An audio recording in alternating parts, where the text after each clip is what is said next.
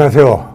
오늘은 스트레스와 세로토닌에 대한 이야기를 하려고 하는데, 여러분 스트레스에 대해서는 이 장소에서 많은 명사들이 여러 가지 측면에서 이야기가 많이 되었으리라 생각이 됩니다. 그러나 제가 오늘 이야기하는 것은 세로토닌과 관련된 스트레스 이야기를 하려고 합니다. 그렇게 상당히 좁은 의미입니다. 여러분, 내가 공부를 잘하고 있습니다. 이 세로토닌이 잘 분비가 돼서 그리고 정말 주의 집중도 잘 되고 아주 사고력도 좋아져서 공부가 잘하고 있는데, 누군가가 내 머리를 땅 친다거나 내 욕을 막 현대하거나, 여러분 순간 어떻게 됩니까? 갑자기 막 짜증이 팍 나고 신경질 막 날고, 뭐 당연한 반응 아닙니까? 그러면 그 순간 세로토닌이 싹 없어집니다. 그러니까 이 세로토닌의 약점은요, 스트레스에 아주 약하다는 사실입니다. 그러니까 스트레스를 받으면 그 스트레스를 이겨내기 위해서 세로토닌에 쓰여질 에너지를 많이 써야 됩니다. 그러니까 세로토닌이 약해질 수밖에 없는 것이죠. 근데 이게 또 그렇게 간단하지도 않습니다. 그런 또 스트레스에 대해서는 세로토닌이 굉장히 약해지고, 그렇지만 또 우리가 평소에 세로토닌이 탄탄하면은 웬만한 스트레스를 또 견딜 수 있도록 우리 뇌가 훈련이 잘 되어 있다는 사실입니다. 그러니까 이게 세로토닌이 스트레스에 약하긴 하지만, 그러나 또 이 세로토닌이 평소에 잘 분비가 잘 되고 있으면은 웬만한 또 스트레스는 잘 이겨낼 수 있도록 이렇게 됩니다. 그러니까 이제 그 관계를 여러분이 자꾸 혼돈을 하시면 안 됩니다.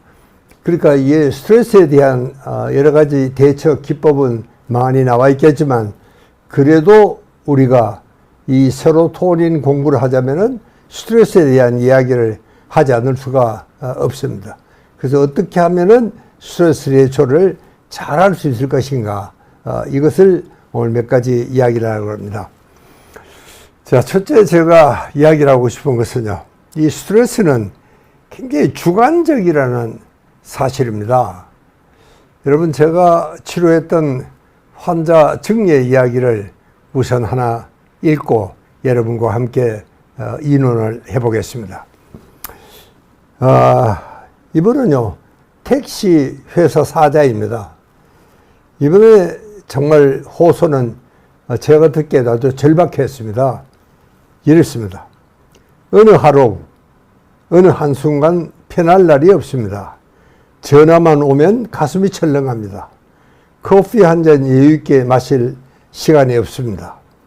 택시 사업을 그만둬야겠다는 생각을 하루에도 몇 번을 하고 있지만, 저는 다른 걸 할 재주가 없습니다.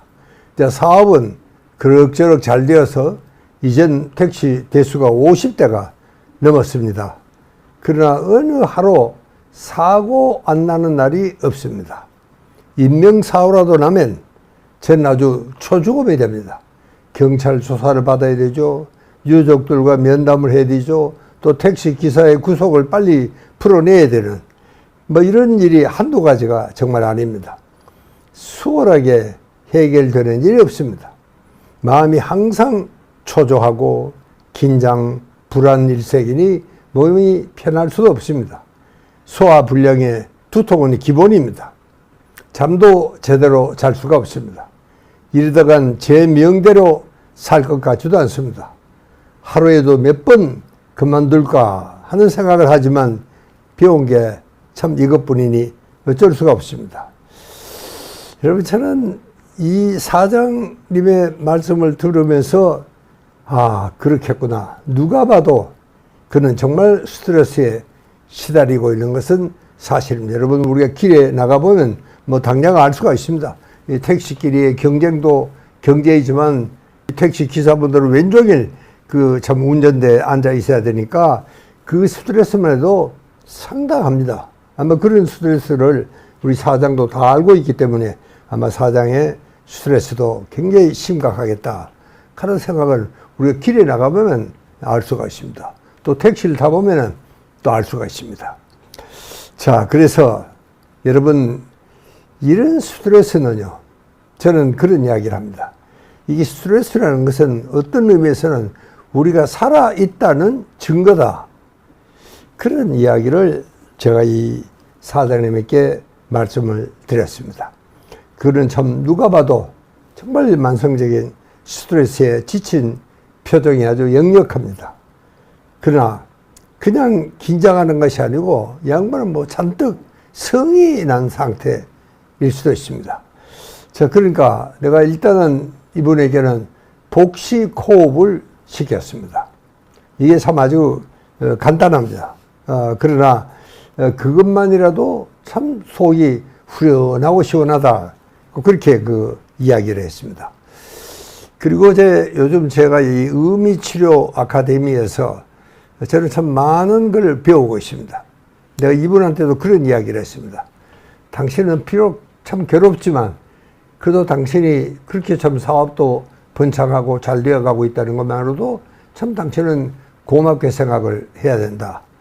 또 그리고 참 이 시민들의 이 교통 편의를 위해서 당신이 하는 공로는 대단히 큽니다.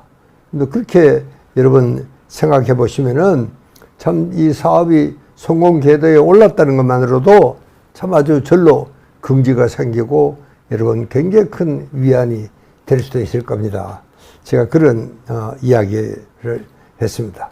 이렇게 의미치료라는 것은요, 여러분 참 어떤 작은 일에도 또 하찮은 일이지만 또 작은 스트레스에도 거기에는 숭고한 인생의 의미가 있다. 이걸 우리가 정말 알아내야 되겠다. 그런 이야기입니다. 이게 정말 우리가 명심해야 할 것은 스트레스는 굉장히 주관적이라는 사실입니다. 여러분 낚시를요 보면 낚시꾼이 두 사람입니다. 한 사람은 취미로 하는 사람이 있습니다.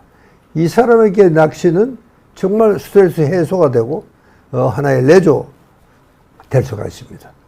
그러나 정말 하지 않으면 안 되는 어부에게는 이것은 노동이 될 수도 있습니다.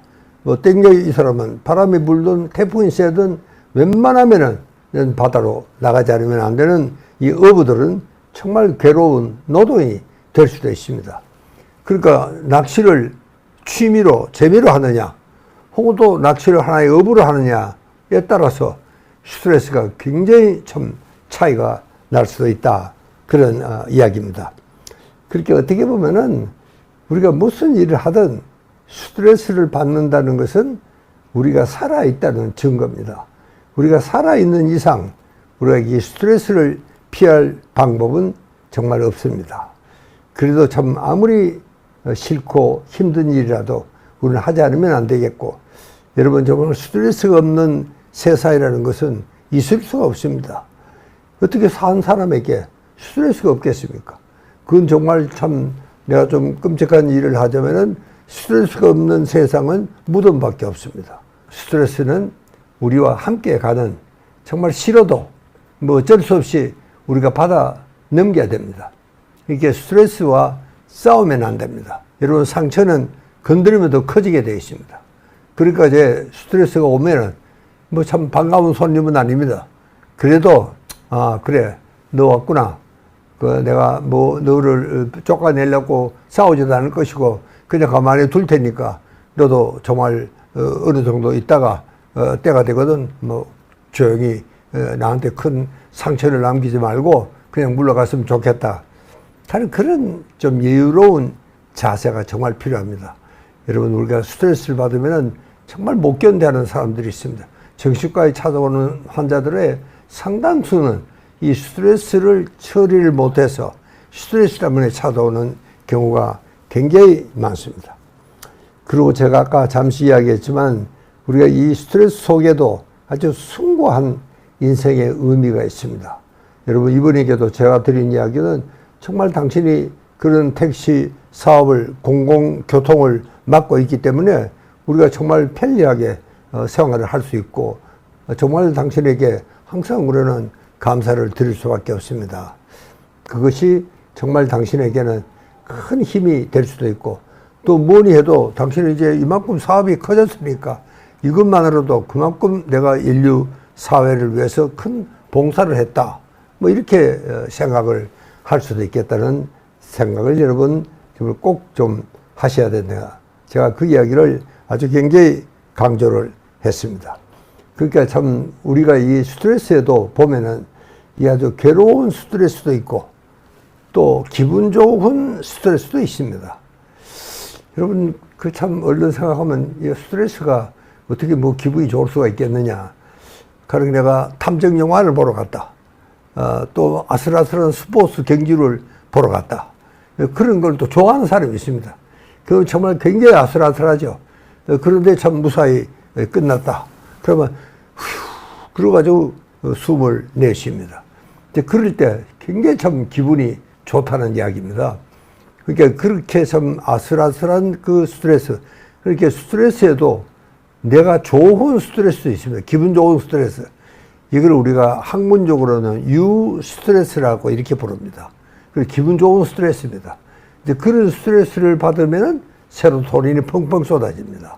그러니까 스트레스를 받는다고 세로토닌이 다 죽는다. 아주 힘을 못 쓰는 그런 경우는 아닙니다. 이 경우에는 오히려 그런 스트레스가 우리 세로토닌 분비를 하게 하고 기분 좋고 아주 그 참 스릴 만점입니다. 그러니까 우리가 유스트레스라는 이야기를 할 때는 반드시 디스트레스라는 이야기를 해야 됩니다. 이것은 우리가 생각하는 나쁜 스트레스입니다. 그러니까 이런 스트레스를 많이 받으면 우리가 좀 괴롭고 힘든 그런 스트레스가 될 수가 있습니다.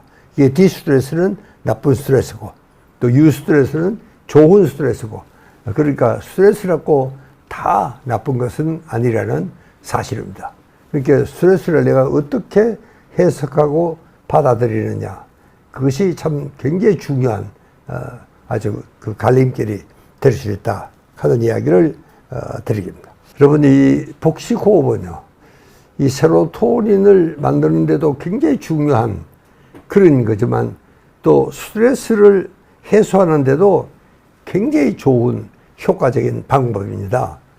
그러니까 이 짧은 몇 차례의 심호흡이 정말 아주 기가 막힌 효력을 발생할 수 있습니다.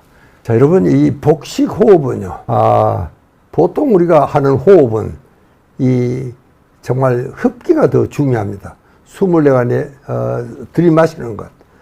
그러나 그것보다는 이 세로토닌 호흡, 또 스트레스 해소를 위한 호흡은 사실은 이 호기가 더 중요합니다. 그러니까 여러분, 호기는 입을 가늘게 뜨고 숨을 내쉬는 겁니다. 아주 부드럽게, 천천히, 그리고 저 아랫배가 완전히 등에 붙을 정도로 다 내쉬어야 됩니다. 여러분, 이때는요, 우리 자율신경 중에 이 부교감 신경이 우위가 되는 그런 순간입니다. 부교감 신경이. 그러니까 이게 이 부교감 신경이 이게 우위가 되니까 아주 편안한 그런 경과가 될 수밖에 없겠죠. 그 다음에는 이제 흡기는 그 끝나고 나면 절로 코로 들이마시는 이런 것이 사용됩니다. 그러니까 이 보통 우리 호흡은 1분에 한 12번을 우리가 하게 되지만 실제로 이런 정말 이 복근 심호흡을 할 때는 대개 한 1분에 한 3번, 뭐 4번, 나중에 한 2번 정도로 이렇게 느려지는 호흡이 될 수가 있습니다. 그러니까 이것만 하더라도 차츰 정말 아주 숙달이 되면 충분한 휴식이 될 수 있다 하는 그런 이야기입니다. 자, 오늘은 내가 좀 급하게 이야기를 했습니다만은 여기까지 대충 이제 이야기를 하고 그 다음에 다시 또 이야기를 나누도록 그렇게 하겠습니다. 감사합니다.